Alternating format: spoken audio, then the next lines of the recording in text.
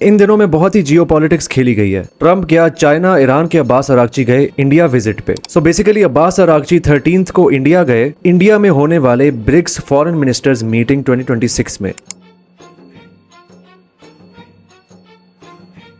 Basically BRICS meeting एक high level diplomatic gathering होती है जिसमें ब्रिक्स के मेंबर्स के फॉरेन मिनिस्टर्स और हाई लेवल डिप्लोमेट्स मिलके बैठते हैं and geopolitical, economical and regional issues को बैठ के डिस्कस करते हैं। ब्रिक्स बेसिकली एक इंटरनेशनल ऑर्गेनाइजेशन है एंड इसके मेंबर्स में 11 इमर्जिंग इकोनॉमीज हैं। ये 2009 में बनी थी और इसका एम यही था कि ग्लोबल साउथ रिप्रेजेंटेशन को इंक्रीज किया जाए, यूएस डॉलर डिपेंडेंस को कम किया जाए और एक ग्लोबल गवर्नेंस बनाई जाए। इसके मेंबर्स जो है वो मैं डिस्प्ले कर रहा हूँ, आप देख सकते हैं। सो इसी ब्रिक्स मीटिंग में अब्बास अरागची शामिल होने के लिए इंडिया आए। वहां पे वो इंडियन प्राइम मिनिस्टर मोदी से भी मिले और इंडिया के minister of external affairs Jaishankar से भी मिले। बट द थिंग इज कि वो वाली झपियां नहीं हुई जो पाकिस्तान के साथ हुई थी। खैर, इसी ब्रिक्स फॉरेन मिनिस्टर्स मीटिंग में ईरान और यूएई का क्लैश हुआ क्योंकि अब्बास अरागची ने यूएई को अक्यूज किया कि यूएई ने ईरान के ऊपर हमले किए। और तो और ईरान ने अर्ज किया कि ब्रिक्स के जितने भी मेंबर्स हैं वो यूएस और इसराइल ने जो ईरान के ऊपर वॉर मुसल्लत किया हुआ है उसको कंडेम करें। Quite ready to fight with everything we have in defense of our freedom and our soil.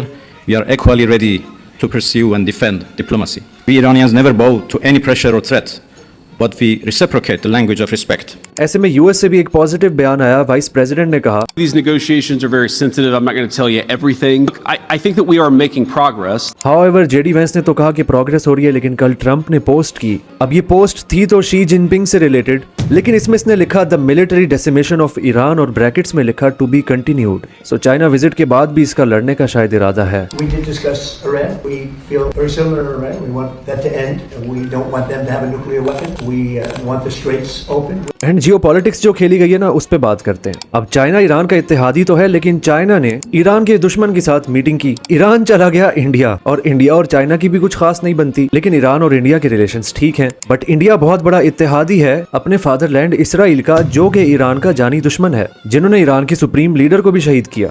लेकिन जियोपॉलिटिक्स, डिप्लोमेसी, फॉरेन पॉलिसी कहा ही इस चीज को जाता है। कौन किसका दोस्त, कौन किसका दुश्मन, किसकी किसके साथ बनती है, किसी के साथ नहीं बनती। फॉरेन पॉलिसी में ये नहीं देखा जाता, सिर्फ अपना मकसद और फायदा देखा जाता है।